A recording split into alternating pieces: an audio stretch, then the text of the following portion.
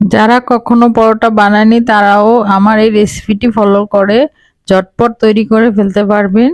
দারুণ মজার এই পরোটাটি বানাতে আমি এখানে নিয়েছি 1 কাপ আটা, আর দিয়ে দিচ্ছি সামান্য পরিমাণ লবণ, চিনি এবং পরিমাণ মতো তেল দিয়ে হাত দিয়ে ভালোভাবে আটার সাথে আমি সবগুলো উপকরণকে ভালোভাবে মিশিয়ে নিব। মেশানো হয়ে গেলে আমি অল্প অল্প করে পানি অ্যাড করে নিব। পানি অ্যাড করে আমি একটি সফট ডো তৈরি করে নিব।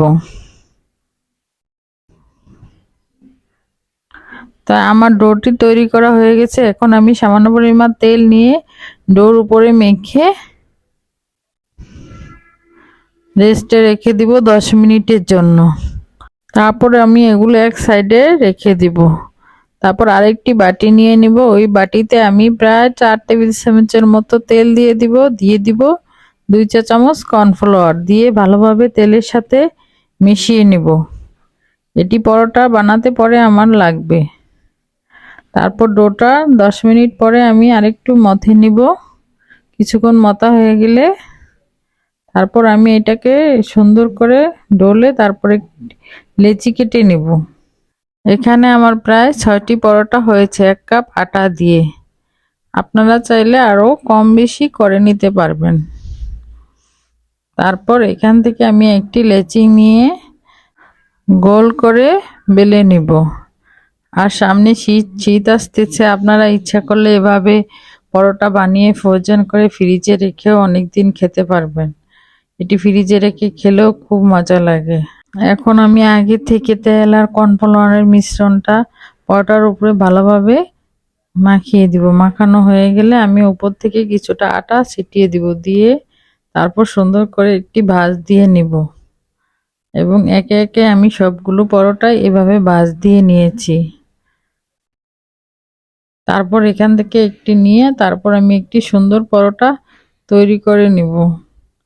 আর এই পরোটাটা খেতে সকাল সকাল এরকম একটা পরোটা হলে তার কিছুই লাগে না। একে একে আমি সবগুলো পরোটা তৈরি করে নিয়েছি। তারপর চুলায় একটি প্যান গরম করে আমি একটা পরোটা দিয়ে উল্টিয়ে পাল্টিয়ে ভালোভাবে ভেজে নেব। তারপর উপর থেকে দিয়ে দিব। তারপর কিছু পরিমাণ তেল দিয়ে আবারও আমি পরোটাটাকে ভালোভাবে ভাজবো।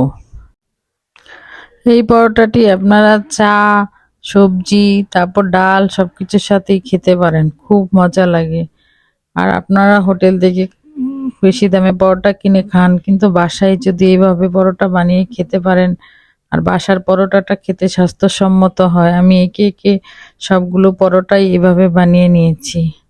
আর সুন্দর একটি কালার আসলে তারপর চুলা থেকে আমি নামিয়ে নেব। আমার বাচ্চারা তো এই পরোটাটি খেতে অনেক পছন্দ করে। তারপর একে একে দেখুন আমি সবগুলো পরোটা এখন আমার রেডি।